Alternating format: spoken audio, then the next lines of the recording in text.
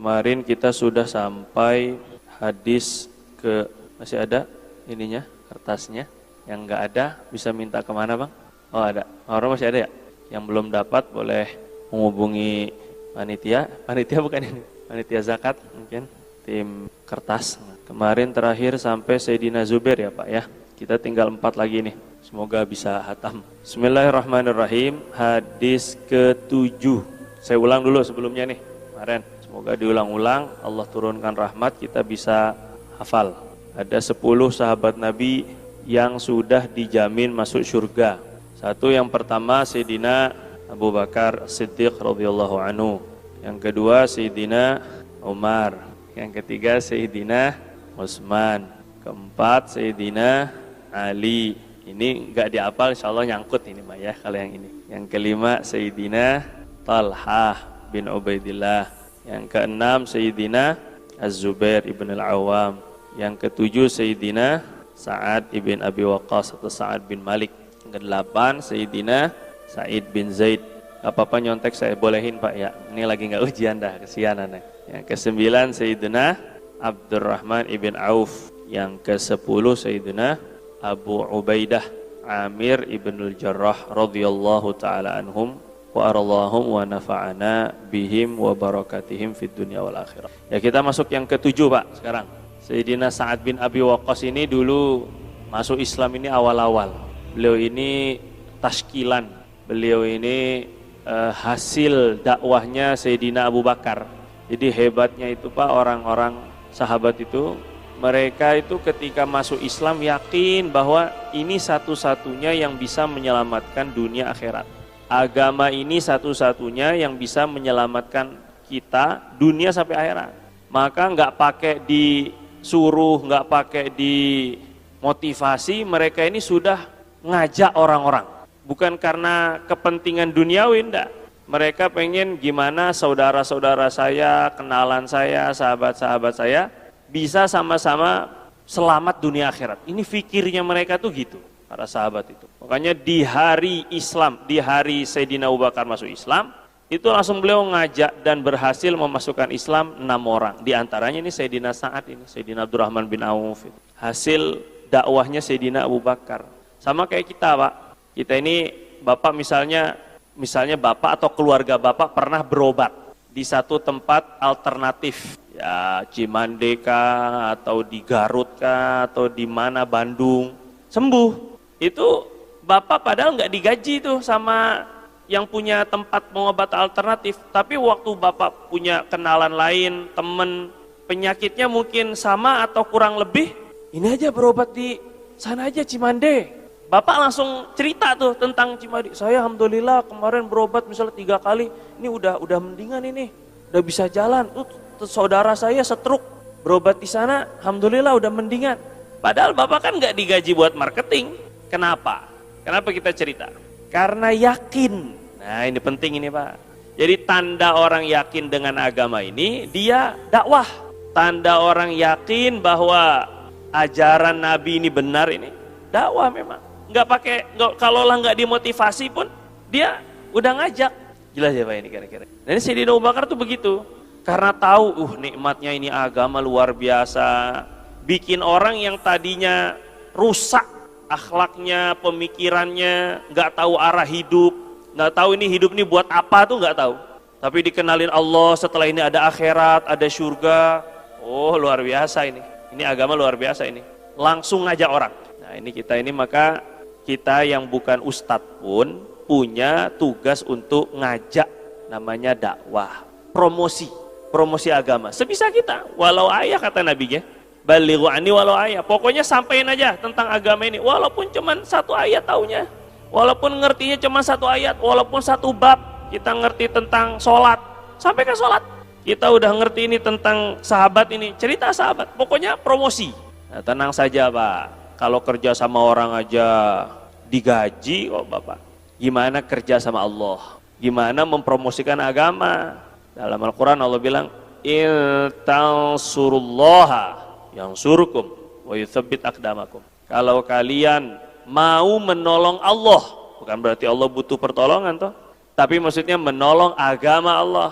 Ada bedanya, kata Syekhuna Maulana Lutfi Al-Banjari almarhum, ada bedanya Pak antara menolong agama Allah dan menolong orang Islam dan menolong agama Islam.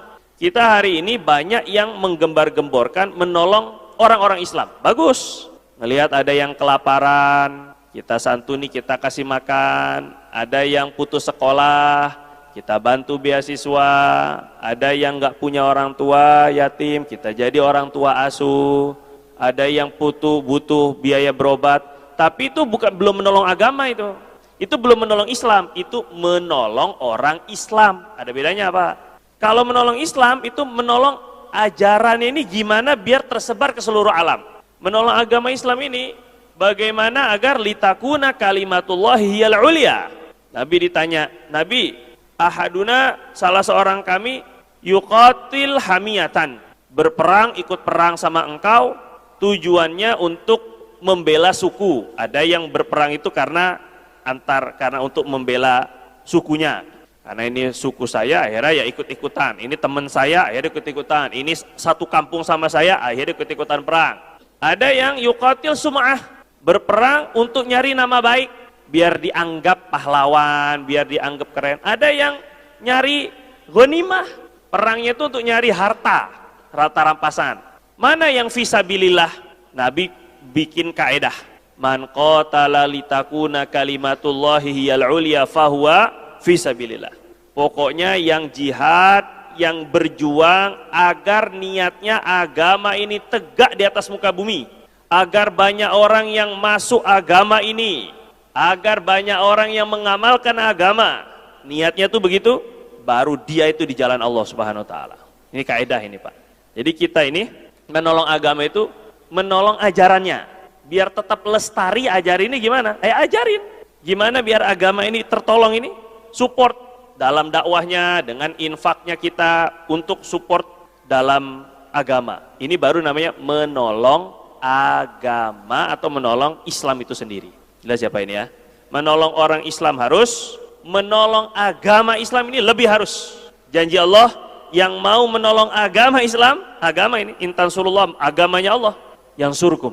Nanti Allah yang beresin urusannya. Nanti Allah yang bantu urusannya, nanti Allah yang tolong urusannya. Masalah-masalahnya nanti Allah yang pikirin.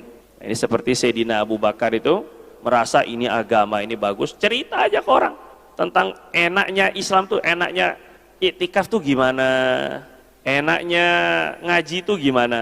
Itu lama-lama orang ikut. Ya Allah karim. Terus, ini Sayyidina Sa'ad bin Abi Waqqas, Pak, itu sebenarnya beliau ini adalah dianggap sama Nabi itu khol itu apa? Paman dari ibu, saudara ibu.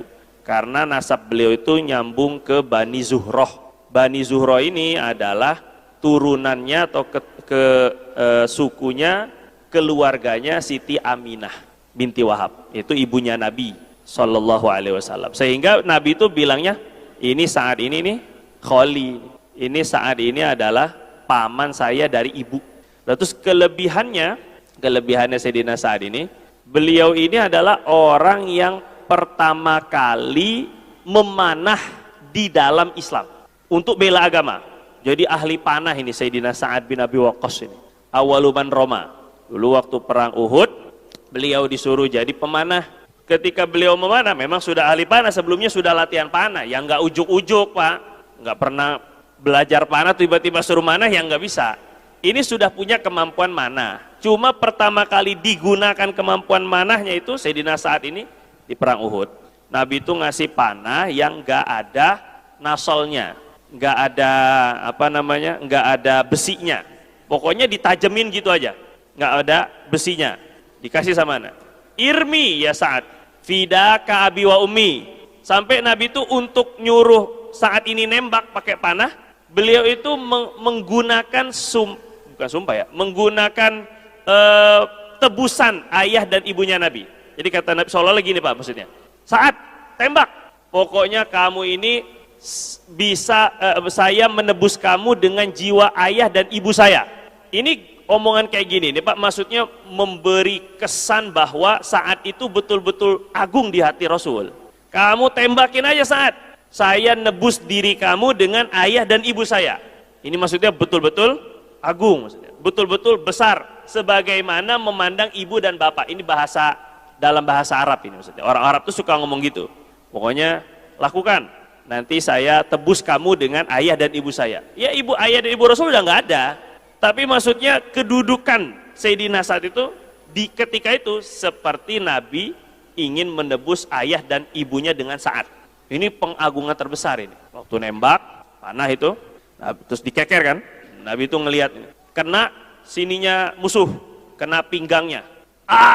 Musuhnya itu teriak terus jatuh, auratnya kebuka, jatuh auratnya sampai kebuka, ngeguling. Nabi itu senyum ngelihat, wah hebat, senyum karena seneng Sa'ad bagus tembakannya ini. Ada riwayat juga, Sayyidina Sa'ad bin Abi Waqqas ini pernah dikasih Nabi itu panah ketika lagi suasana perang, panahnya nih habis, panahnya padahal tinggal satu, tapi Rasul bilang, irmi, ayo Sa'ad, tembakin lagi. Lo aneh, setiap nembak, lepaskan mesti kan habis. Itu panahnya itu ada lagi di sini. Masya Allah. Jadi pelurunya tuh nggak habis-habis itu. Karena sama Nabi itu nurut. Orang nurut itu Pak, barokah. Taat, berkat. Nah, itu dulu itu kalau kiai-kiai itu suka begitu. Taat, berkat. Nggak ada taat, nggak ada berkat. Nah, ya. Jadi kalau orang itu yakin sama Nabi ini, walaupun disuruh itu nggak masuk di akal, ya jalanin aja, nanti barokah sendiri. Ini tinggalin apa enggak ya? Tapi menguntungkan ini, tanya ini. Tapi haram ini gimana dong? Tinggalin, nanti barokah Allah yang ganti lebih baik. Ada sahabat Nabi, ngundang Nabi makan. Itu makannya itu adalah kambing. Nah, Nabi kan suka kambing itu, apalagi bagian punggung. Suka sekali itu Nabi itu, karena paling jauh dari dubur. Nah, itu kambing itu tadi kan disebut kebuli itu kan, kambingnya lah ini. Cari aja itu kan. Niatnya bukan karena lapar sih Pak ya. Tapi emang benar gitu. Niatnya ngikutin sunnah ini. Nah, itu Nabi itu diundang makan kambing. Dan Nabi itu suka punggung, suka sama paha atas. Akhirnya Nabi minta pahanya. Datangin saya pahanya, yang paha saya minta yang pahanya. Satu makan, bismillah makan, habis. Minta lagi kata Nabi. Atini fakhidah, kasih lagi saya pahanya, ada lagi enggak? Kan nyembelih cuma satu kambing. Satu habis, dua habis, tiga habis, empat habis. Padahal Nabi itu makan ini ya seneng, doyan lah, namanya kambing itu doyan Pak. Akhirnya setelah empat, Nabi ini minta lagi. Saya ada lagi enggak? Coba datangin lagi. Pahanya masih mau makan ini. Kan mestinya kan seneng ini kan. Cuman si tuan rumah ini pakai akal. Nabi, emang kambing punya paha berapa? Lah, ini. Malah nanya dia, memang punya berapa kambing Nabi kalau paha itu? Kata Nabi itu, kalau kamu taat, lau atok tani, kalau kamu taat sama saya aja, maka la atai taha kullama sa'altu. Kamu akan bisa mendatangkan paha kambing setiap saya minta. Cuman ya kalau udah akal-akalan nggak bisa lagi, udah karomahnya udah hilang. Ini penting ini Pak. Kalau mau punya karomah, itu iman itu yakin seyakin-yakinnya. Pokoknya kata Nabi begini ya selesai. Walaupun nggak sesuai dengan akal. Nah, beda sama Abu Hurairah. Jadi Abu Hurairah ini radhiyallahu anhu, waktu beliau di perjalanan sama Nabi, terus Abu Hurairah ini datang, Nabi itu minta. Orang-orang pada mengeluh, Nabi kita ini perbekalan udah habis nih Nabi ini, gimana ini? Oh iya ya, Nabi cari sini, kumpulin yang punya kurma sisa siapa? Kurma sisa. Nah, Nabi itu bisa saja Pak, kayak Nabi Isa itu kan anzil alaina ma'idatan minas sama. Ya Allah turunkan makanan dari langit langsung. Bisa aja Nabi Isa itu kayak gitu, apalagi Nabi, ya lebih bisa. Cuma ini Nabi itu pengen ngajarin kalau makan jangan disisa. Sisa-sisa makanan itu barokah. Kalau sisa-sisa makanan itu, ya kalau udah nggak kuat banget ya kasih kucing lah itu kan. Paling tidak jangan dibuang gitu. Nah Nabi itu ngajarin kalau sisa-sisa makanan ini bisa jadi barokahnya. Fa innakum la tadruna min ayyi ta'amikumul barokah. Sama Nabi itu kalau ada nasi, ada roti jatuh, bersihin, cuci, makan lagi. Karena kalian nggak tahu barokahnya tuh di mana. Nah, Nabi itu dikumpulin, kurmanya itu dikumpulin, termasuk Abu Hurairah. Nah, Abu Hurairah ini punya kantong kurma namanya mizwat. Kantong kurmanya Abu Hurairah itu. Setelah ngambil, ayo ambil, makan, masukin kantong, sama Abu Hurairah itu dimasukin kantong. Nah, silahkan masing-masing ini ngambil semaunya, sebutuhnya. Ambil. Akhirnya Abu Hurairah itu punya kantong Pak, udah kayak Doraemon, kantong Doraemon ini. Namanya Mizwat. Jadi Doraemon itu mungkin terinspirasi dari Abu Hurairah itu. Ketika kantong ini sama Abu Hurairah itu setelah udah pada ngambil semuanya ngambil, tapi Nabi bilang, kamu boleh nggak makan setelah kamu, tapi nggak boleh dihitung. Ayo, ini kan ribet kita kan, nggak boleh dilihat, nggak boleh dihitung. Ya taat Abu Hurairah itu. Sayyidina Abu Hurairah makan, setiap mau ngambil, ya pokoknya mau makan kurma ya ambil aja, tapi nggak dihitung. Sampai Rasulullah meninggal, masih bisa makan dari satu kantong doang. Khalifah Abu Bakar, Sayyidina Abu Bakar 2 tahun jadi khalifah, masih bisa makan Pak, nggak habis-habis ini. Allahu Akbar. Pokoknya selama nggak dihitung. Ini kira-kira bisa nggak kita ini gini ya? Kalau ngambil Bu, kalau ngambil beras Bu, tutup berasnya, jangan dihitung, jangan dilihat, nggak usah, jangan Bu.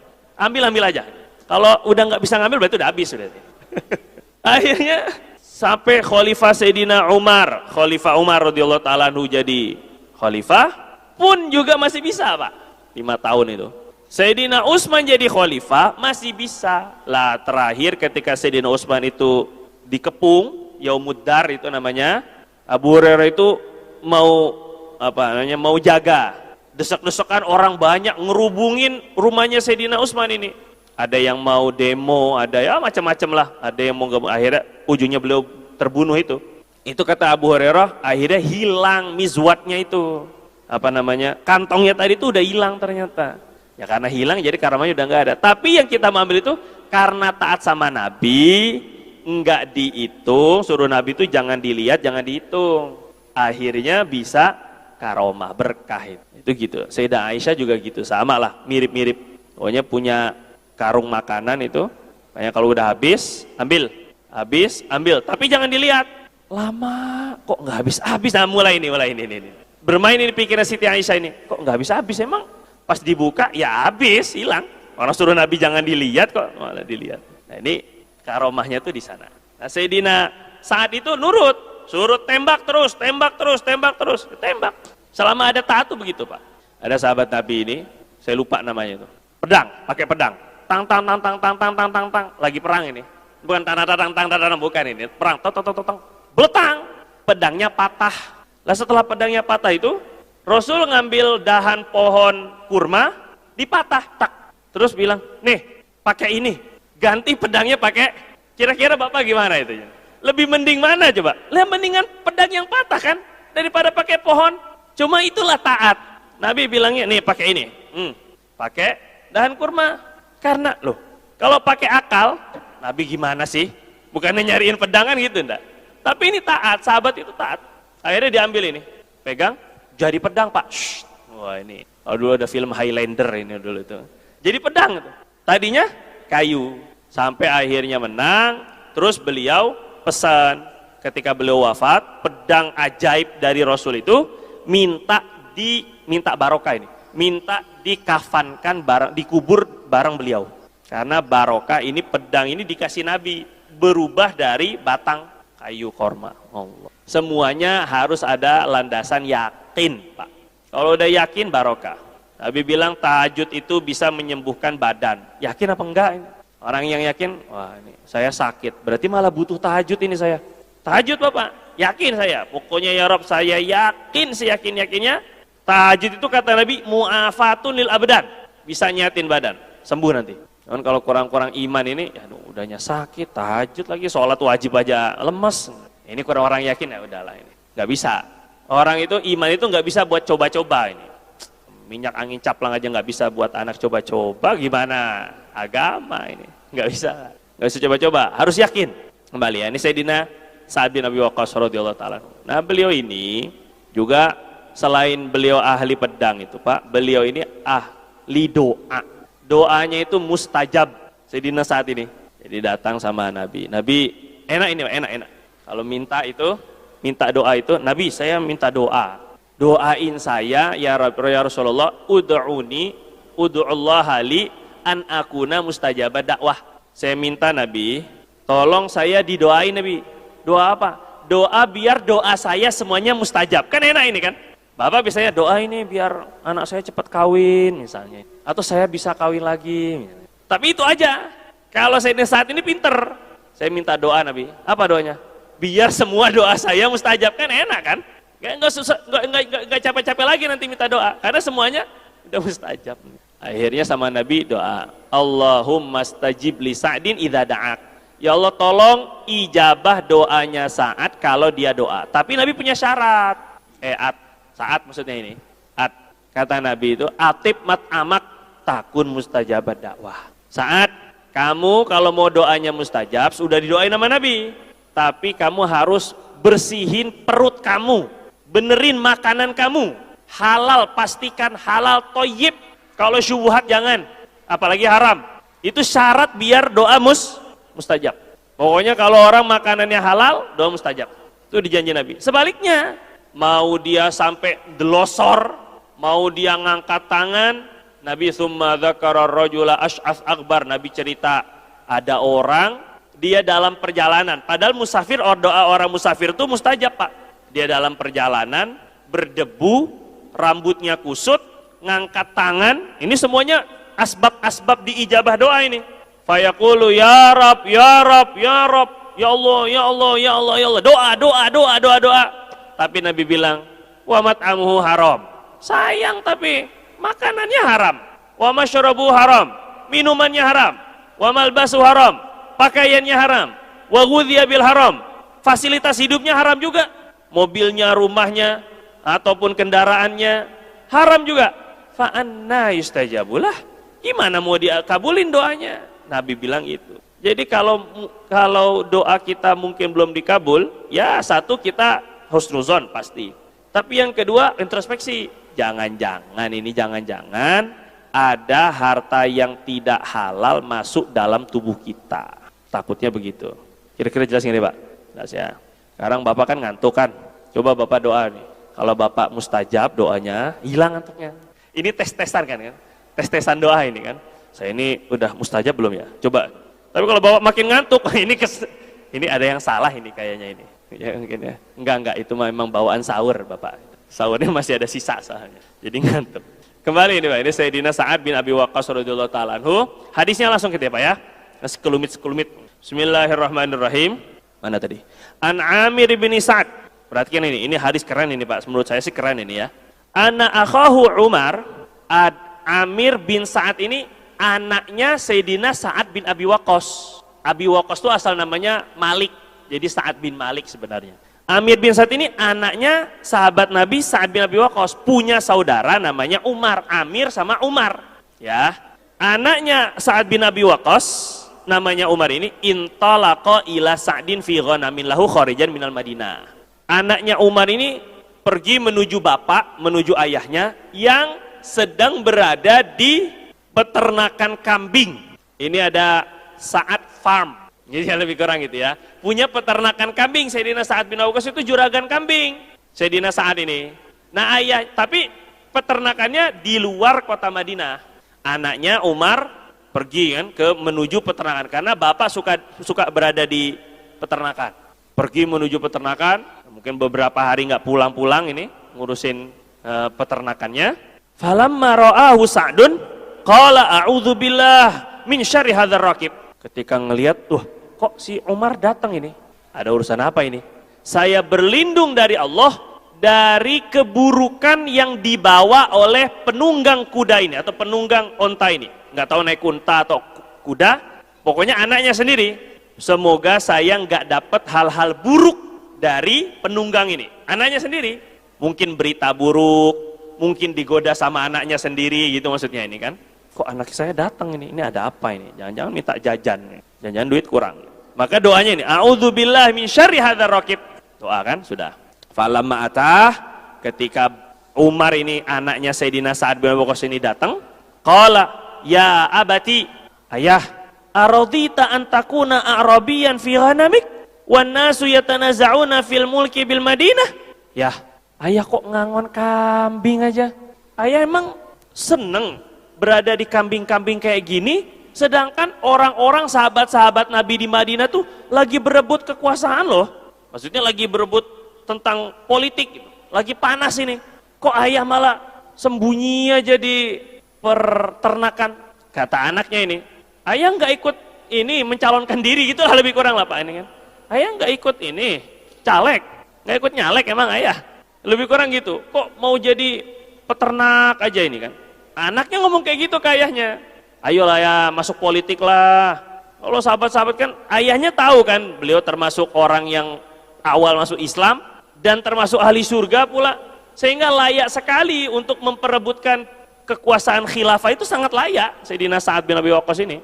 Akhirnya ini gara-gara ngomong gitu, maksudnya ayah dong masuk politik ya, kalau bukan kita siapa lagi. Nah ini biasanya ini kiai-kiai itu biasanya, atau ulama-ulama itu biasanya diiming-iming masuk politik itu, kiai umat sedang membutuhkan kiai, kan bahasanya itu loh seolah seperti Superman yang akan menyelamatkan dunia ini kan. Akhirnya kiai benar juga ini untuk agama, akhirnya kejeblos. Kalau kuat sih alhamdulillah, masalahnya setelah jadi nggak buat apa-apa juga. Enggak, ini saya nggak ngomongin siapa-siapa, puasa Pak, Bapak jangan kemana-mana, ini polos, ini sahabat Pak, jadi jangan di kemana-mana, ini radikal saya ini, paham nggak maksudnya ini kan. Jadi Sayyidina Sa'ad itu punya posisi sebenarnya, beliau punya prinsip. Oh anaknya sendiri nyuruh, ayah ayo dong, ini kita dibutuhkan umat ini, gitulah lebih kurang nih bahasanya ini kan. Kalau sudah kita memegang kekuasaan, nanti gampang mengatur agama, gampang nanti bikin kebijakan-kebijakan yang akan mendukung agama.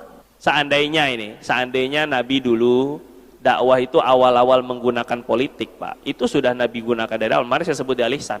Sebab Nabi itu waktu Nabi baru fase Mekah saja, masih di Mekah itu, orang-orang kan ngerayu Nabi dengan 3 hal. Orang-orang di Mekah itu ngerayu Nabi, coba bilang nitip salam ke Abu Thalib. Abu Thalib bilang tuh sama ponakan kamu, dia tuh maunya apa sih? Gitu. Kalau dia mau kaya, kami akan kumpulin uang, kumpulin kekayaan, biar jadi orang paling kaya. Kalau dia mau jadi penguasa, kami siap menjadikan dia salah satu raja Arab. Kalau dia mau kawin, kami cariin perempuan paling cakep di Arab. Terserah mau yang mana. Tapi syaratnya, jangan lagi deh ngajak-ngajakin ke tauhid, nggak usah dakwah-dakwah. Ini kata Habib Umar bin Hafiz, hafizahullah. Kata beliau, Nabi tidak menggunakan itu untuk dakwah. Mestinya kan Pak, kalau kita mungkin bisa begini. Bener juga ya, saya tinggalin sementara nih dakwah, yang penting duit kekumpul, udah banyak duit kan, gampang nanti. Kalau saya udah jadi raja, kan lebih mudah saya kan. Mestinya kan gitu, kan mereka nawarin untuk jadi pemimpin. Seandainya saya ambil ini, kan lebih mudah nanti dakwah itu kan. Regulasinya lebih gampang, kebijakan-kebijakan akan dibuat sesuai dengan agama. Sekarang pura-pura aja dulu meninggalkan dakwah, ikut politik aja, jadi pemimpin nanti. Mestinya kan bisa gitu Nabi, ternyata enggak. Nabi bilang, ya kasih tahu sama mereka, kalau mereka letakkan matahari di tangan kanan, bulan tangan kiri, saya enggak bakal ninggalin dakwah ini sampai saya mati karena dakwah. Allahu Akbar. Jadi memang untuk agama itu tidak menggunakan, awal itu tidak menggunakan politik, bukan menggunakan harta, bukan itu intinya dakwah Pak. Korban. Ada pengorbanan apa enggak? Ada kesungguhan apa enggak? Ada keikhlasan apa enggak? Kalau ada, nanti politiknya baru ikut agama, nanti hartanya ikut agama. Bukan enggak boleh, boleh silakan. Dan kita tetap mendukung. Kalau ada ustadz-ustadz, kiai-kiai yang berjuang di politik, kita tetap mendukung. Semoga Allah Subhanahu Wa Taala saddada khutah, memperbaiki atau menjaga langkah-langkah mereka. Tetap kita dukung Pak, itu saudara kita. Bagaimanapun begitu memang. Seperti ya, anggaplah seperti Nabi Yusuf lah. Nabi Yusuf kan Nabi, tapi juga jadi Menteri Keuangan Mesir. Kan masuk politik juga berarti kan? Ataupun juga seperti Nabi Sulaiman. Ya Nabi ya, jadi juga Presiden. Jadi wajar, nggak salah itunya tuh nggak salah. Cuma maksud saya yang ditekankan itu Nabi justru malah pengorbanannya dulu, keseriusannya dulu. Kembali saya mau ngapain tadi? Oh ini hadis ini, lupa jadinya kan. Ketika anaknya ngomong kayak gitu, ayah emang nggak ikut politik. Fadharaba Sa'dun sadra Umar, dipukul dadanya Pak. Anaknya itu dipukul dadanya, belepak. Sukul nggak ditempeleng ini ngomong kayak gitu kepada Sayyidina Sa'ad. Dadanya dorong. Wa qala uskut, diam ente. Masya Allah. Jangan berani ngatur-ngatur abah. Ini sami'tu Rasulullah SAW yaqul, sungguh saya mendengar Rasulullah SAW bersabda, Innallaha azza wa jalla yuhibbul 'abda taqiyal ghaniyal khafi.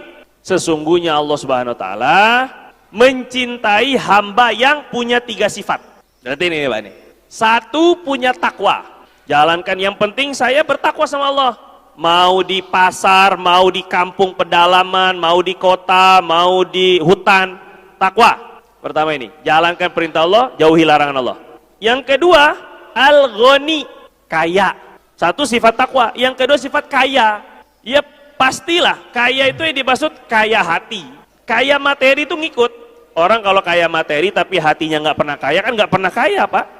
Kalau masih terus pengen terus sampai yang haram pun ambil aja, padahal udah gajinya besar, korupsi mah tetap jalan. Nah, itu nggak kaya itu. Hatinya tuh nggak kaya, jadi malah nggak jadi hilang kekayaan zohirnya malah. Yang kedua ini kaya. Kaya yang dimaksud kaya hatinya sehingga mendatangkan kekayaan fisik, kekayaan harta. Jadi nggak semua itu ya, nggak semua itu dipuji-puji karena kefakiran, enggak. Tidak semua. Orang yang kaya pun bisa dicintai Allah. Asal tadi, pertama dilandasi ketakwaan.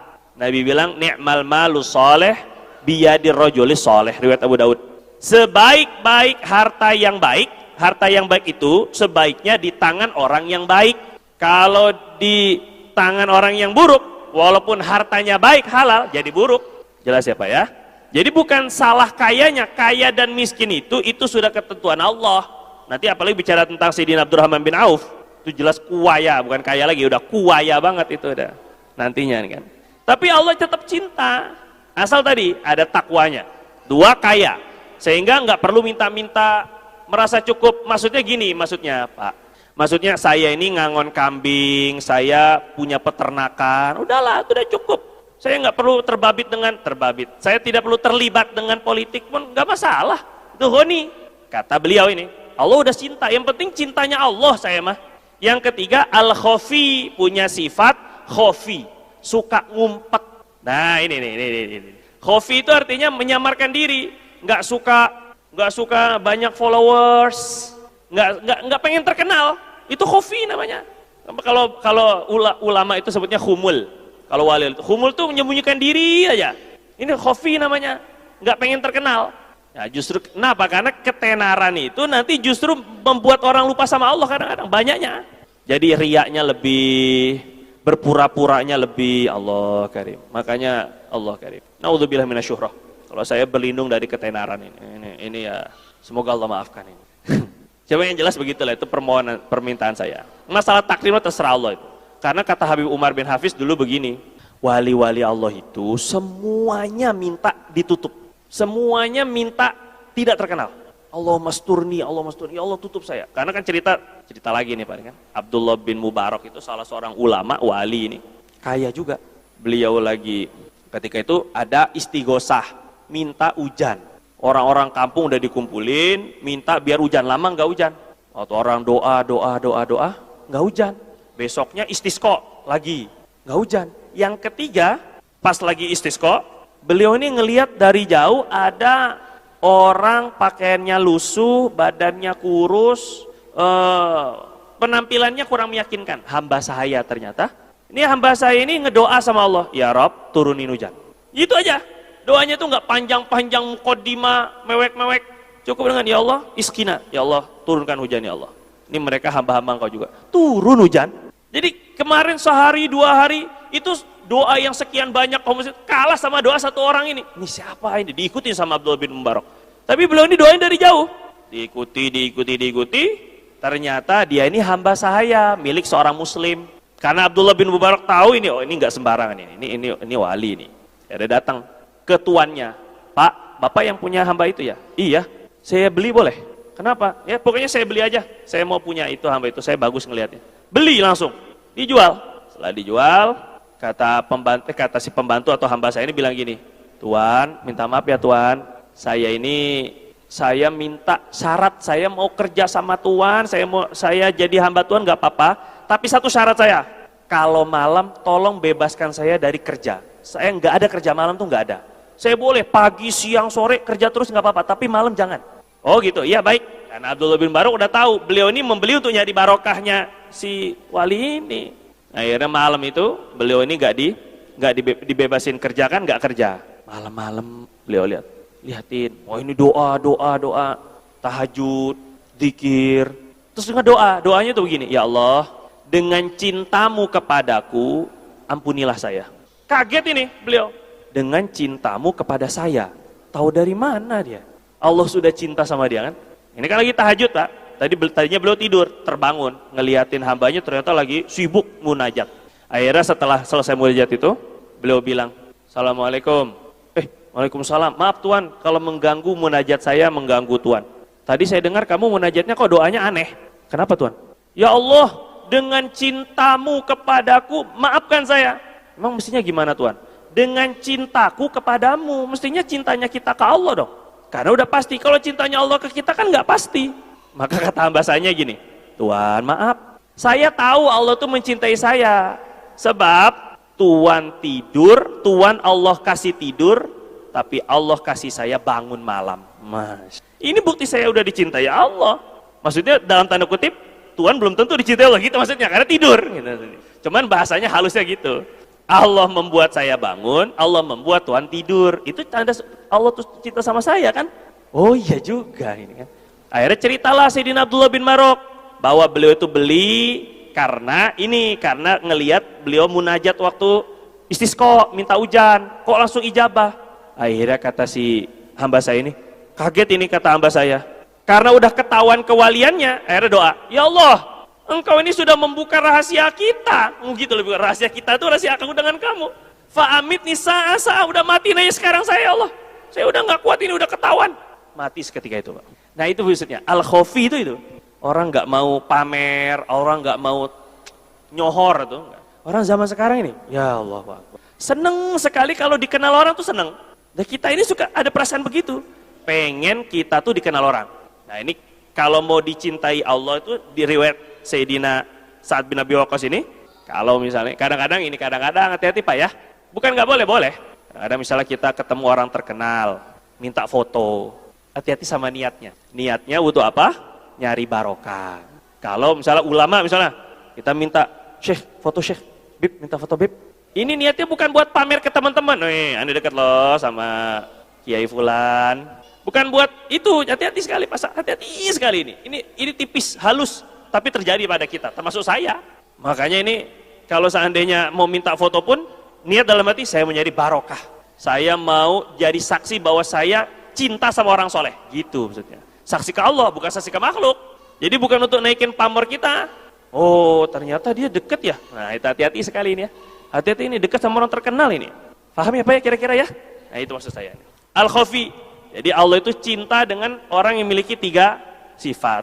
Takwa, kaya, tapi nggak suka nyohor. Sumbang sana, sumbang sini, tapi nggak kelihatan. Siapa ya Bang? Nggak tahu. Nggak terkenal gitu. Sekarang ini crazy rich.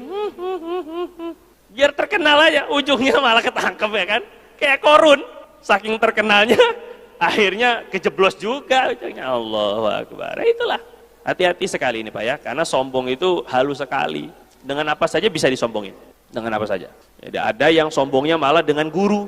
Jadi kata Sayyidina Hatim al-Asom, jangan terpesona dengan kamu berguru dengan guru yang banyak ataupun guru yang hebat. Nggak usah terpesona.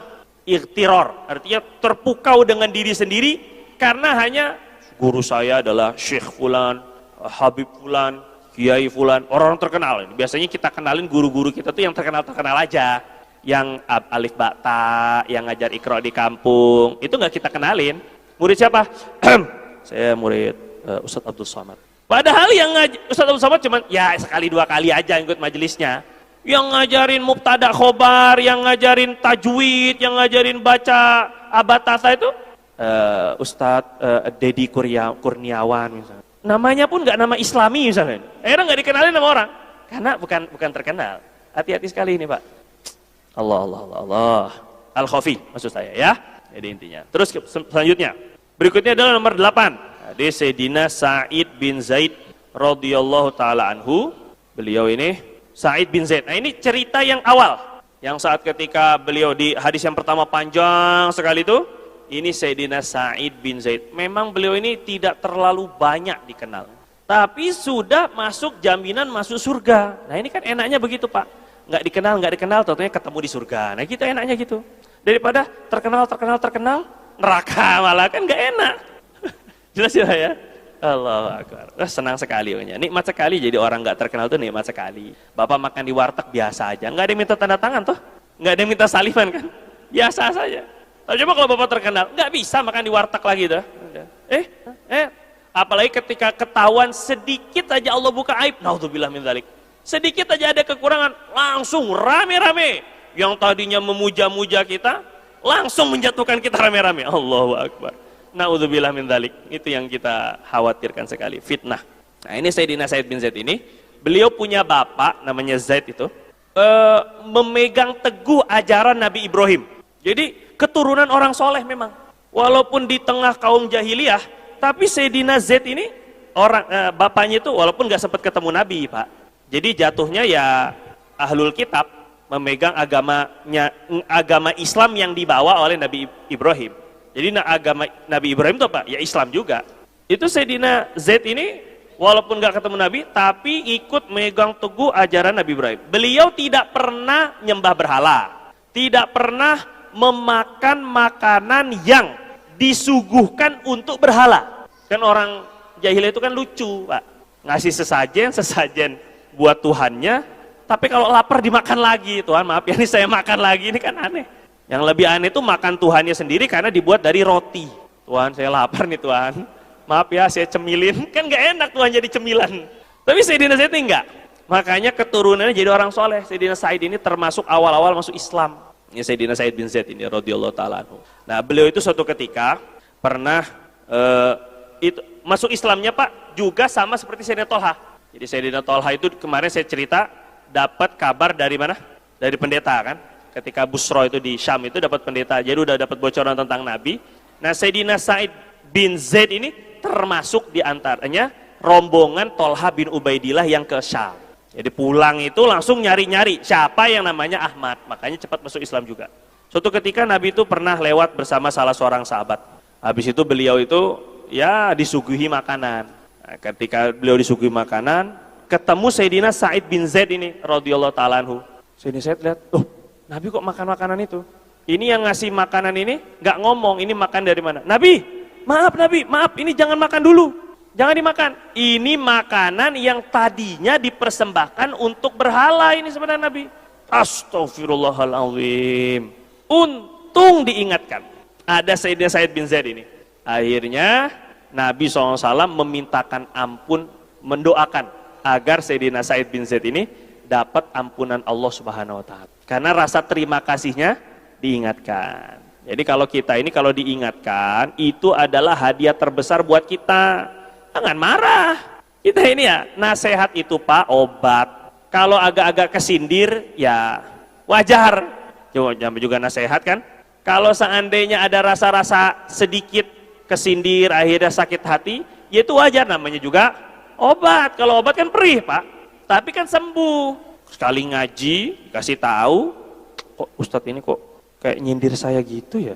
Riba. Saya kan pegawai riba. Misalnya ini. Kayak nyindir nih, ini nggak cocok saya ngaji ini, radikal ini. Makanya wajar kalau ngaji itu sedikit wajar, pengajian sedikit wajar. Kalau majelis maulid, majelis banyak gitu wajar, karena nggak ada yang kesindir. Tapi kalau ilmu ya mau nggak mau. Kalau ilmu itu ya mau nggak mau, ketahuan kita ini ketahuan kekurangan kita tuh ya dari ilmu. Oh ternyata saya sholat masih kurang, masih keliru. Tapi kalau cuma sekedar zikir-zikir tok, cuman maulid-maulid salat-salat aja, ya banyak yang mau, orang nggak ada yang kesindir, nggak ada yang diobati ya wajar, walaupun tetap pada kebaikan. Makanya Nabi ketika ada majelis zikir, ada majelis ilmu, ini milihnya majelis ilmu. Apalagi kalau majelis zikir yang digabung dengan ilmu itu lebih top lagi. Kira-kira jelas ya Pak ya? Jadi jangan marah Pak kalau dinasehat itu ya jangan marah. Seperti orang misalnya ini, ada orang ini ada kelihatan upilnya keluar dari hidung. Yang ngasih tahu upil terus bapak marah-marah, yang keluar upilnya itu dikasih tahu, maaf, kita kan ngasih taunya tuh nggak enakan, Pak, maaf itu tuh ada, ngomongnya aja nggak enak, takut orangnya marah, dikasih tahu, Pak itu ada upil. Ngomongnya pelan-pelan. Oh kamu, kalau marah-marah malah nggak tahu terima kasih. Justru karena dinasihat itu biar upilnya hilang.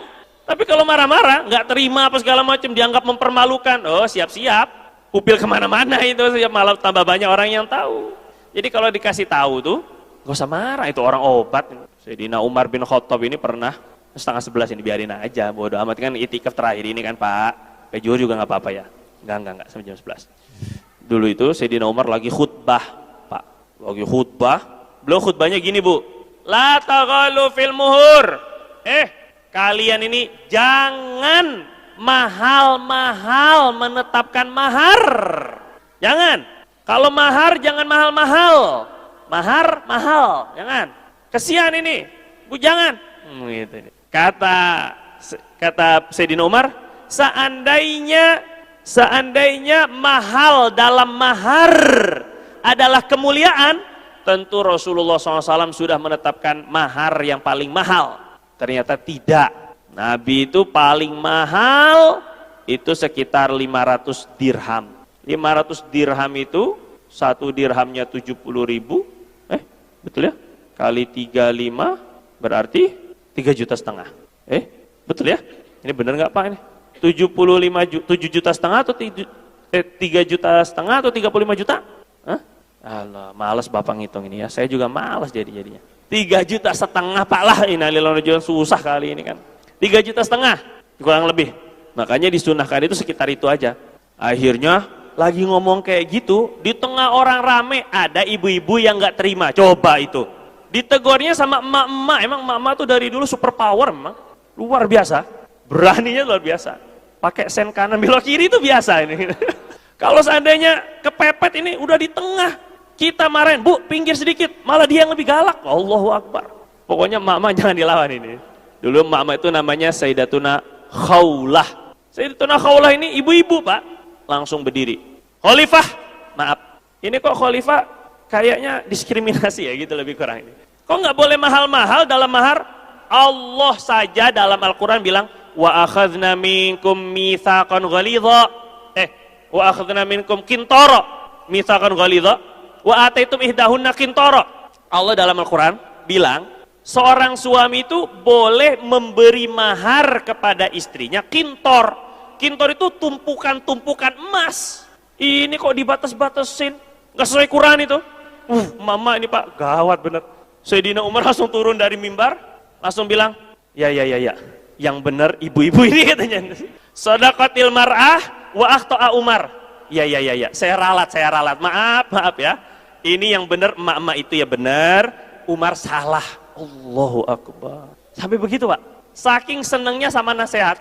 Nah, kan orang-orang di bawah tuh bilang, setelah selesai itu kan acara itu, majelis itu selesai, orang-orang bilang, Khalifah, kenapa enggak dibantah aja?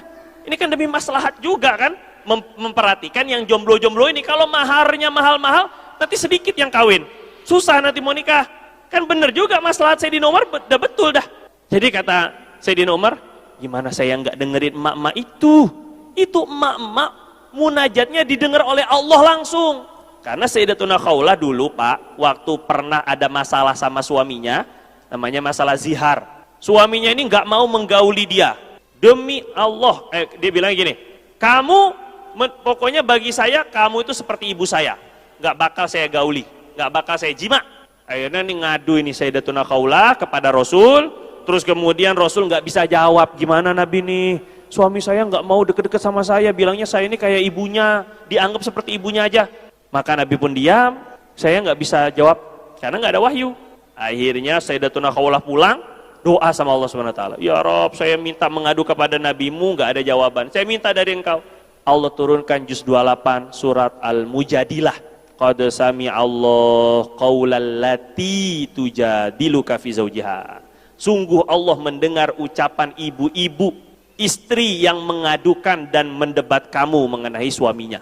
Kata Sayyidina Umar, Allah aja mendengar, masa saya nggak ngedengerin aspirasi emak-emak ini? Kan emak-emak hebat ini. Mas, yang kita mau ambil tuh bagaimana orang begitu luar biasa menerima nasihat Sayyidina Umar itu.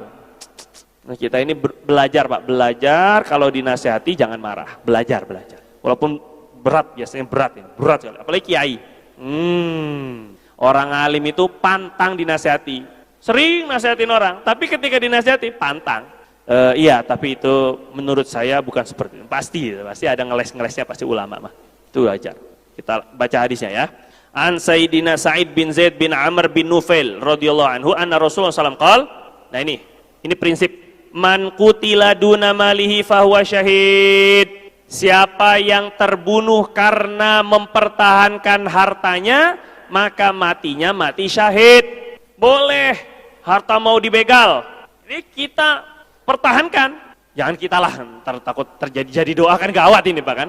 Ada orang lagi mau dibegal, lawan. Jangan ikhlas saya mah nggak apa-apa. Lawan aja nggak apa-apa, minimal lawannya dengan kabur lah. Enggak ngelawan itu namanya ya. Itu minimal lah kan. Kalau sampai terbunuh mati syahid Pak. Mempertahankan hak. Kenapa mati syahid? Karena dia melawan dan terbunuhnya itu membuat agar orang tidak makan makanan haram. Itu yang dilihat. Kalau dia pasrah ataupun dia nggak mempertahankan, berarti dia sama dengan ridho. Ada saudaranya yang mencuri ataupun begal tadi itu makan makanan haram. Nah, mempertahankan agar dia tidak makan haram sampai mati syahid. Bisa jelas paham ya? Makanya dulu itu. Nah, kalau sampai perang mempertahankan, misalnya mempertahankan sumber alam kita, sumber daya alam kita misalnya, perang karena ada penjajah dulu, ya syahid. Pejuang-pejuang kita itu mempertahankan agar tidak terjajah, syahid. Karena mempertahankan harta. Ini bukan harta pribadi malah, harta negara malah. Allahu Akbar. Kedua, wa man zalama minal ardi shibran. Nah, ini lawannya. Kalau yang mempertahankan akhirnya terbunuh syahid, itu balasan untuk yang mempertahankan. Sekarang orang yang rampas. Siapa yang zalim merampas tanah, bangunan, wilayah, kebun, walaupun seukuran jengkal, Nabi bilang, tuwiqahu min sab'i aradin, maka Allah akan mengalungkan tanah yang sejengkal direbut tadi itu di hari kiamat. Azabnya itu berupa digantungin tanah di lehernya, tapi tanahnya sedalam 7 lapis langit, 7 lapis tanah ke bawah. Kalau sejengkal aja tanah ke bawah, berat Pak, tanah itu bukannya ringan, apalagi tanah yang ngandung air itu tanah merah itu. Allahu Akbar, berat. Kok tukang gali kubur tahu betul ini. Apalagi kalau 7 lapis tanah ke bawah. Oh siap-siap ini dalam neraka. Makanya kadang-kadang hati-hati sekali sama tanah tuh, hati-hati gitu loh. Hati-hati sekali. Kadang-kadang orang pelit banget. Kadang-kadang sampai tanah jalanan diambil, buat apalah namanya itu, buat garasi lah, buat apa, ini tanah jalan ini, tanah umum ini diambil. Atau tanah orang tapi lama nggak dipakai, awalnya manfaatin doang, lama-lama merasa hak milik, dijual lagi. Allahu Akbar, hati-hati sekali. Tuh kaumnya sabi arodin, kita nggak bakal kuat. Terus Pak ya, 2 sahabat lagi, 2 sahabat terakhir, setengah jam, tanya jawab boleh, 20 menit lah. Sayyidina Abdurrahman bin Auf radhiyallahu ta'ala anhu. Kalau satu persatu kita panjangin ya 10 hari Pak, bukannya 2 jam, kan? Bukan 3 hari. Sayyidina Abdurrahman bin Auf radhiyallahu ta'ala anhu. Nah ini beliau nih. Ini Sayyidina Abdurrahman bin Auf ini juga tadi saya bilang bawaan hasil dakwahnya Sayyidina Abu Bakar. Jadi saat ketika Sayyidina Abu Bakar masuk Islam, salah satu yang tertashkil, salah satu yang terikut ke dalam agama langsung masuk Islam, Sayyidina Abdurrahman bin Auf. Dulu namanya Abdu Amr. Ketika masuk Islam, kan Abdu Amr itu hamba Amr. Akhirnya sama Nabi diganti Abdurrahman. Namanya itu diganti.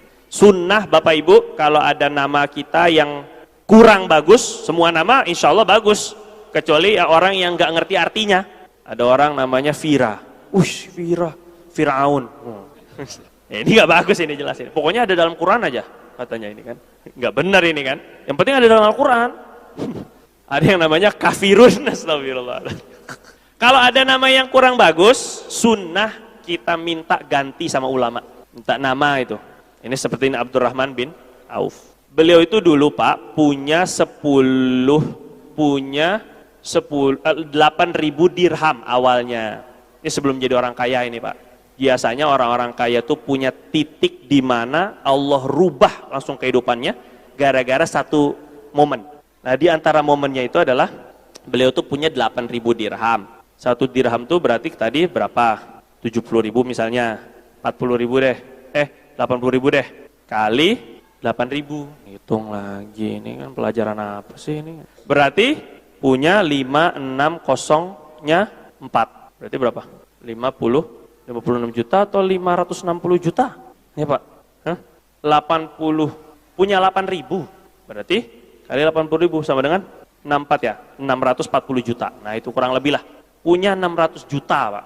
Waktu Nabi targhib, motivasi buat sodakoh untuk keperluan ini dakwah.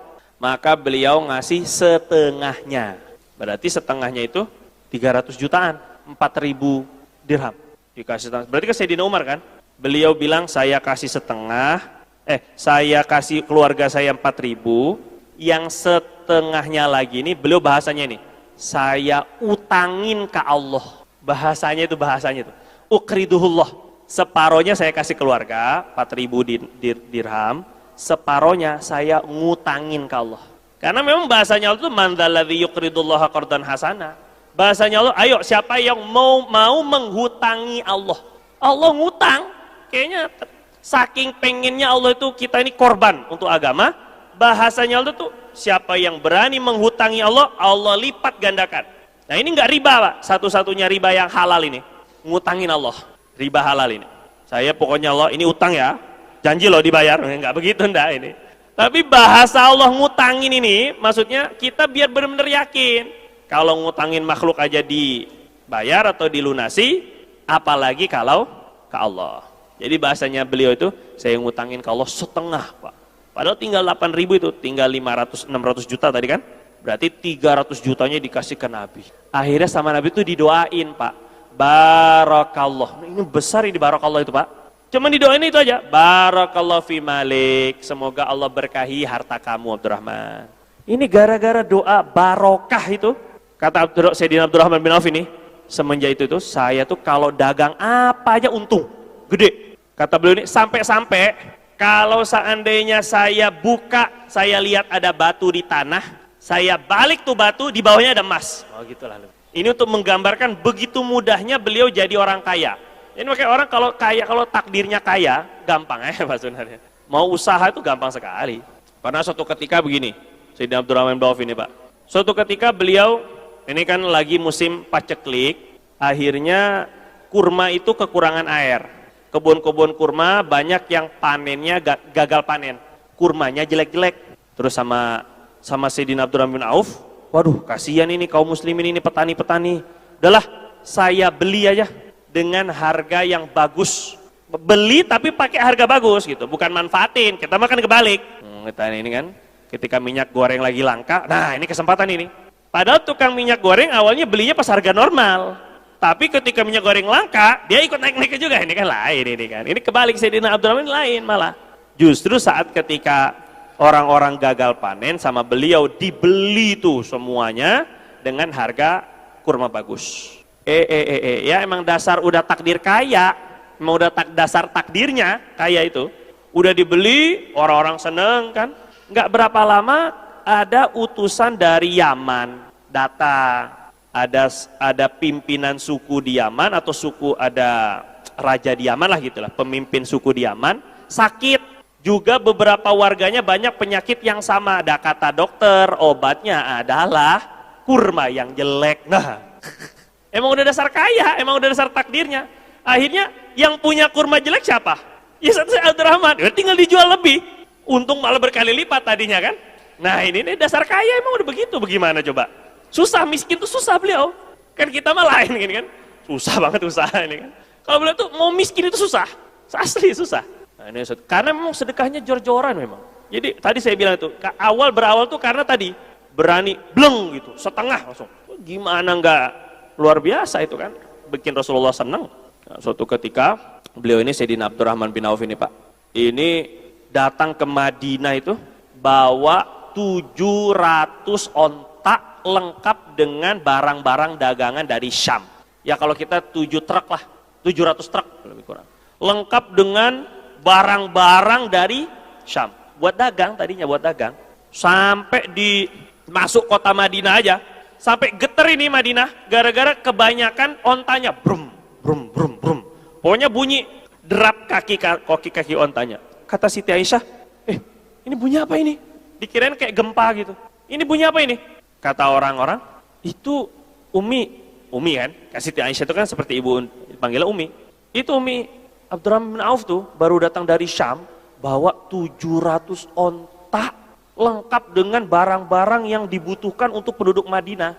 Untuk dijual maksudnya.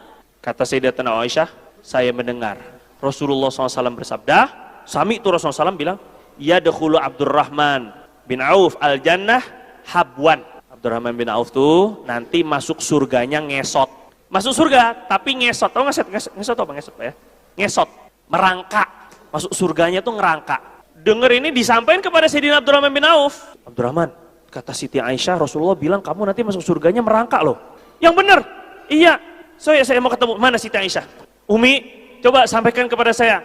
Ya, saya mendengar Rasulullah bilang, yadkhulu Abdurrahman bin Auf al-jannah habwan. Nanti Abdurrahman tuh masuknya surganya sambil ngesot.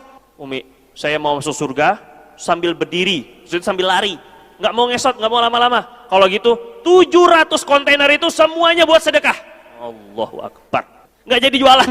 Kayak apa itu kira-kira pemurahnya ini? 700 kontainer, 700 onta itu ya 700 truk itu loh. Semuanya saya bagi-bagiin aja udah. Saya mau masuk surga itu nggak ngesot. Masya Allah. Gara-gara denger yang kayak gitu doang. Takut hisapnya lambat. Suatu ketika beliau makan. Sayyidina Abdurrahman bin Auf ini makan. Waktu makan, tiba-tiba mau makan. Waktu mau makan, beliau itu dihidangkan kan makanannya. Akhirnya tiba-tiba beliau nangis saja. Nggak jadi makan. Kenapa? Kok nggak makan? Ini kata istrinya, kata keluarganya lah. Saya malu. Dulu saya punya teman namanya Mus'ab bin Umair, sahabat Nabi. Udah wafat, udah syahid. Dulu Mus'ab itu waktu meninggal syahid, dia untuk beli kain kafan aja nggak punya. Hartanya tuh nggak ada. Buat dikafanin kalau mukanya ditutup, kakinya kebuka, kakinya ditutup, mukanya kebuka karena kurang kain kafan. Terus saya juga punya teman, belum ceritakan Rasulullah dulu gimana kehidupannya. Ingat kehidupannya Nabi sama sahabat-sahabat sebelumnya, akhirnya malu sendiri. Mau makan itu takut. Jangan-jangan ini pahala saya dicepetin di surga, di dunia ini. Nanti di akhirat udah nggak ada ini. Saya makan enak, hidup enak. Saya khawatir sekali nih. Takut ini kenikmatan ini justru adalah pahala-pahala saya yang dipercepat di dunia, nanti di akhirat nggak ada lagi. Nangis beliau. Karena nangis nggak jadi makan, Pak. Allahu Akbar. Jadi beliau itu ya kaya tapi ada ketakutan kepada Allah. Ya khafuna yauman tataqallabu fihil qulubu wal absar. Para sahabat itu pedagang, pebisnis, tapi mereka punya takut sekali sama hari kiamat. Kekhawatiran mereka ini. Ini yang Masya Allah ini yang perlu kita tiru ini orang-orang kita ini. Maka Sayyidina Abdurrahman bin Auf itu padahal sama Nabi itu udah didoakan. Nabi itu saking senangnya dengan bantuannya Sayyidina Abdurrahman bin Auf, sampai beliau itu menitipkan istri-istrinya ke Abdurrahman bin Auf. Jadi nanti yang menafkahi istrinya itu Abdurrahman bin Auf. Karena saking percayanya dengan Abdurrahman bin Auf. Dan dia doakan sama Nabi, semoga Allah tidak menghisap hartanya Abdurrahman bin Auf. Tapi namanya takut ya tetap takut. Ini orang-orang soleh gitu Pak. Dijanjikan surga udah, didoakan Nabi sudah, tapi perasaan khawatir, takut itu tetap ada. Nah ini menjaga ini ketakwaan kepada Allah Subhanahu Wa Taala gimana? Nah, kita baca hadisnya. An Abdurrahman bin Auf, ibunya beliau itu, ibunya namanya Syafa, bidannya Nabi, bidannya Siti Aminah. Ketika Nabi lahir, yang jadi bidan namanya Syafa. Syafa itu ibunya Abdurrahman bin Auf. Masuk Islam, sahabat Nabi, Sayyidatuna Syafa.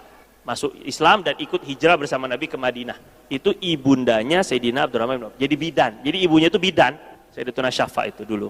Dan yang melihat keajaiban-keajaiban ketika Rasulullah cerita tentang maulid, keajaiban ketika Rasulullah SAW lahir, ngelihat cahaya sampai bisa melihat bangunan-bangunan di Syam, cahayanya dari Rasulullah itu. Mendengar suara malaikat, itu Syafa ini cerita dari si Syafa. Terus selanjutnya tadi qala an Abdurrahman bin Auf radhiyallahu ta'ala qala berkata, qala Rasulullah sallallahu alaihi wasallam. Rasulullah sallallahu alaihi wasallam bersabda, idza shallatil mar'ah. Nah, ini sering sekali nih ibu-ibu, apabila idza shallatil mar'atu khamsaha, apabila seorang perempuan sudah menunaikan sholat waktu yang 5 wajib, wa shamat syahroha, puasa bulan Ramadan yang benar, wa hafizat farjaha, menjaga kemaluannya, artinya tidak selingkuh, tidak berzina. Yang keempat, wa ata'at zaujaha, taat sama suami. 4 ini dilakukan, qilalaha, nanti ketika meninggal dunia malaikat itu bilang ketika di akhirat, udkhulil jannah min ayyi abwabil jannati syi'ti, silahkan kamu mau masuk surga dari pintu yang mana, terserah ibu. Jadi bu, ibu memang mungkin kurang dengan haid, ada kekurangan dengan ngurus anak, kekurangan ibadah. Saya gimana mau ibadah, ini anak repot, nanti buat nyuci belum beres-beres rumah. Jangan-jangan kalau laki-laki enak, gesit, itikaf mam, yang penting diizinin selesai. Ke itikaf itu kalau laki-laki. Kalau perempuan repot, mau ikut ini ikut itu repot, mau ibadah sunnah juga nggak bisa. Baru mau sholat, loh, nenen, bukan bapaknya, anaknya nangis, akhirnya nyusui dulu. Ya begitu. Jadi kalau perempuan tuh tuntutannya Pak memang nggak terlalu seperti laki-laki. Walaisa dzakaru kal untha. Laki-laki sama perempuan itu memang beda. Jadi bapak-bapak wajari saja kalau istrinya tidak serajin ibadah bapak-bapak, karena memang tuntutannya begitu. Jelas ya Pak ya? Wah, toleransi saja selama dia nggak maksiat, selama kewajibannya terpenuhi. Yang penting ini 4 ini, puasa ya jalan, sholat wajib nggak macem-macem sama laki-laki lain, taat sama suaminya, udah beres, dia udah bisa masuk surga dari manapun. Lah kita laki-laki banyak sekali, belum pertanggungjawaban nanti istri kita gimana, pertanggungjawaban anak kita gimana, pertanggungjawaban harta kita gimana, repot kalau kita ini. Makanya kita tuntutan ibadah sunnahnya banyak. Ya bukan berarti nanti ibu-ibu nggak sholat sunnah, enggak, tapi memang yang lebih rajin, wallahu alam lah ya. Saya tuh kalau ngelihat ibu-ibu tuh pengajian aja, lebih rajin ibu-ibunya daripada bapak-bapaknya. Jadi kalau ibu-ibu tuh rajin kali ikut pengajian, yang lebih rajin lagi beli seragamnya. Itu lebih rajin lagi tuh, lebih menyemangati katanya, ini untuk menyemangati ya. Ya wis nggak apa-apa lah, yang penting ikut pengajian lah. Ini kan. Tapi memang gitu. Ibu-ibu kalau tanya duhanya, tahajudnya, bapaknya molor, ngorok kadang ini. Alasannya udah sibuk kerja. Padahal justru tuntutan yang ringan tuh ke perempuan, tuntutan yang lebih berat ke laki-laki. Jadi nggak usah terlalu pesimis banget Pak kalau seandainya ngelihat perempuan itu kok kayak kurang ibadahnya. Misalnya ini kalau memang Bapak menemukan seperti itu, selama nggak sampai meninggalkan sholat keluar dari waktunya, itu udah alhamdulillah dah.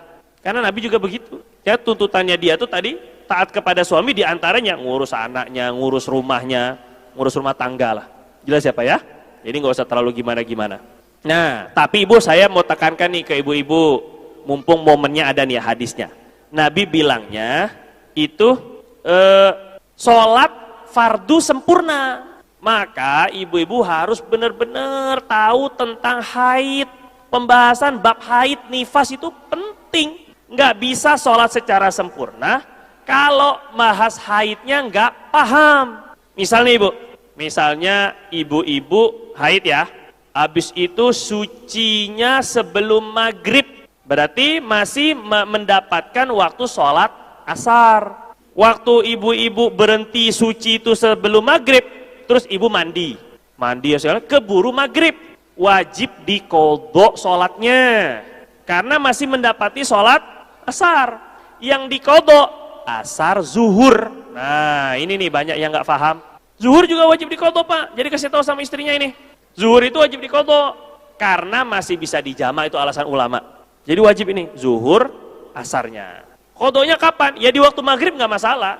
Ya Pak, Ibu ya, paham ya Bu ya? Sama kalau berhenti haidnya sebelum subuh. Sebelum subuh, misalnya waktu sahur gitu, waktu sahur gitu, berhenti. Maka masih mendapati waktu sholat isya. Wajib qadanya isya dan maghrib. Bisa dipahami Bu ya? Nah, kebalikannya, begitu juga kebalikannya. Kebalikannya misalnya ada ibu-ibu yang lagi masa suci. Waktunya datang waktu sholat, Allahu Akbar, Allahu Akbar. Nyuci dulu, masak dulu, nonton dulu, keburu haid. Nah ini dia nih, masalah ini Pak. Tadinya udah masuk waktu adzan, tapi nggak langsung sholat. Ternyata keburu haid.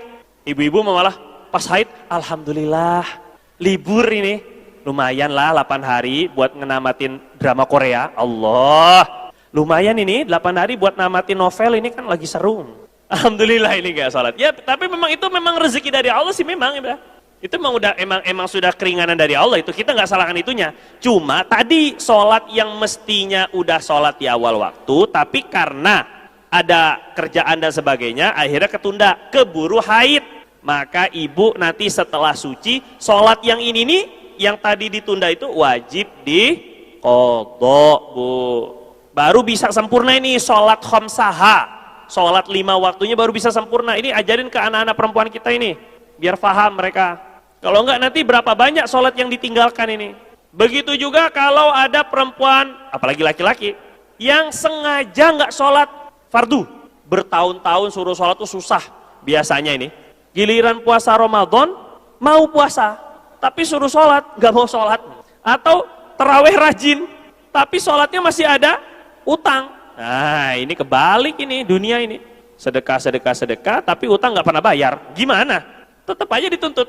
Nah ini nggak bisa menyempurnakan, belum dapat nanti nih karunia masuk surga dari pintu mana saja. Diingat Ibu ya? Sama kayak shomat syahroha. Bulan Ramadan itu, ini ibu-ibu jangan kalau punya qadhaan ditunda-tunda. Ya tunda-tundanya wajar sambil Senin, Kemis, itu wajar. Ini kadang ada yang ditundanya udah 5 tahun yang lalu. Qadhaannya tuh belum dibayar. Ramadan 5 tahun yang lalu. Ramadan 10 tahun yang lalu. Ikut kebanyakan pendapat ulama, Syafi'i, mazhab Hambali, mazhab Maliki, orang yang sengaja nunda padahal mampu qadha sampai Ramadan berikutnya tambah denda seharinya 1 mud sepertahun. Berarti kalau 5 tahun tinggal kali 5 mud, 1 mudnya 0,7 liter kurang lebih, berarti kali 5, 3,5 liter. Kalau 5 tahun dendanya, qadhanya tetap sehari, perharinya tuh jadi 3,5 liter kali berapa qadha yang tertunda 5 tahun. Makanya hati-hati ya Bu Bapak ya. Jadi ini penting sekali. At-ta'at zaujaha begitu, taat kepada suami ini perlu ilmu. Ada seorang perempuan di zaman Nabi itu dibilang, Nabi ini perempuan solehah sekali. Dia ini rajin sholat sunnah, rajin puasa sunnah, rajin zikir lah gitulah. Datang kepada Nabi SAW nggak terlalu terkesima dengan yang kayak gitu. Nabi bilang, Aina anti min zaujiki. Bu, ibu udah rajin sholat sunnah. Jangankan sholat wajib, sholat sunnah aja dijabanin. Udah rajin puasa sunnah, tapi kata Nabi nih, coba periksa kedudukan ibu di hati suami gimana. Huwa jannatuki wa naruki. Bu, suami ibu itu gitu-gitu. Yang gitu-gitu tuh mau suaminya ada yang jelek, ada yang miskin, ada yang bodoh, macam-macam lah, namanya orang kan punya kekurangan. Bagaimanapun kekurangannya, suami ibu itu pintu neraka ibu atau pintu surga ibu. Bisa jadi surga, bisa jadi neraka, tergantung ibu bersikap. Allah, makanya penting ini Pak ya, sampaikan. Wah ini bagus ini disebarkan ya, karena Bapak ada kepentingan ini gitu ya. Terakhir ini ya, Sayyiduna Abu Ubaidah Amir ibnul Jarrah, namanya Amir, asalnya Abu Ubaidah radhiyallahu taala anhu itu. Nah beliau ini dari dulu memang namanya Amir. Beliau radhiyallahu taala anhu disebut sama Nabi itu Abu Ubaidah aminu hadhil ummah. Abu Ubaidah itu adalah orang yang paling amanah dalam mengemban amanah dari kalangan umat ini. Jadi yang paling cocok untuk jadi bendahara negara ini Abu Ubaidah. Gitu lebih kurang. Radhiyallahu taala anhu ini. Sayyidina Abu Ubaidah. Kita sudah mau jam 11, kita langsung hadisnya sajalah. Qala sami'tu Rasulullah sallallahu alaihi wasallam yaqul, man anfaqa nafaqatan fadilatan fi sabilillah fa bisab'i mi'atin. Orang yang berinfak nafkah yang lebih, berinfak dengan infak yang lebih dari keperluannya. Jadi bukan infak yang memudaratkan dirinya atau infak yang memudaratkan keluarga, bukan. Keluarganya sudah terpenuhi, ada harta lebih, itu maksudnya, itu fadilah.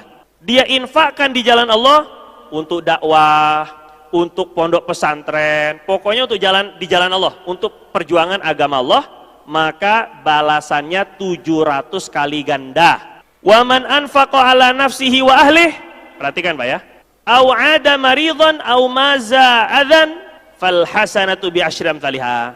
Siapa yang berinfak untuk dirinya, jadi kita ini membelanja untuk diri pribadi itu dapat pahala juga ternyata. Jangan salah Pak, memperhatikan kebutuhan diri itu juga dihitung pahala sama Allah. Jadi biar tujuannya enggak minta-minta, biar tujuannya tidak mengemis, biar tujuannya tidak berharap ke orang. Jadi kita penuhi kebutuhan diri kita itu juga ibadah dan digali ganjar sama Allah.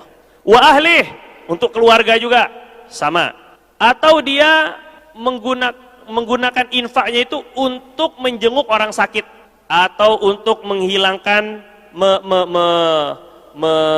membenarkan jalan, menghilangkan gangguan dari jalan. Mungkin jalan rusak, terus kita perbaiki, kita nyumbang semen, nyumbang kerikil, nyumbang aspal, termasuk ini. Atau karena selokannya ini mampet, kita buat selokannya biar jalanan gak rusak terus, jadi perairannya bagus. Kata Nabi, itu minimal dikali 10 ganda. Pertama fisabilillah 700. Yang kedua ini 10. Terus Nabi bilang wasaumu junnah, puasa itu adalah perisai, malam yakhrikha. Puasa itu perisai. Perisai dari apa? Perisai dari neraka. Perisai. Nanti puasa itu yang melindungi kita ketika kita lewat jembatan Shiratal Mustaqim. Wa im minkum illa wariduha kana ala rabbika hatman maqdiyah. Kita ini semua akan melewati jembatan Shiratal Mustaqim yang di bawahnya ada neraka. Maka pelindung APD sekarang ini kan, orang-orang yang kerja di rumah sakit kan pakai APD kayak astronot itu. Nah APD kita besok menjembatan Shiratal Mustaqim puasa. Puasa itu jadi perisai kita untuk melindungi diri kita dari jilatan panasnya uap jahanam. Tapi kata Nabi, selama puasa perisai itu tidak dipatahkan. Puasa sih puasa, tapi gibah jalan. Puasa sih puasa, tapi bohong jalan, nipu iya. Puasa sih puasa, tapi berbukanya dengan harta yang syubhat atau haram. Ya, perisainya patah. Nggak jadi itu perisai. Terakhir, wa man ibtalahu Allah bibalain fi jasadih. Siapa yang Allah uji dengan penyakit di tubuhnya, encok-encok dikit, rematik, ataupun juga dengan kolesterol, atau juga dengan macam-macam penyakit, fahuwa lahu hittah, maka penyakit itu penggugur dosa-dosanya. Wallahu ta'ala alhamdulillah khatam Pak, Masya Allah 10 hadis loh Pak, berat besar sekali ini ya. Saya nggak cerita banyak-banyak ya karena memang waktu kita sudah habis. Ada pertanyaan atau mau ini dulu? Infak dulu boleh.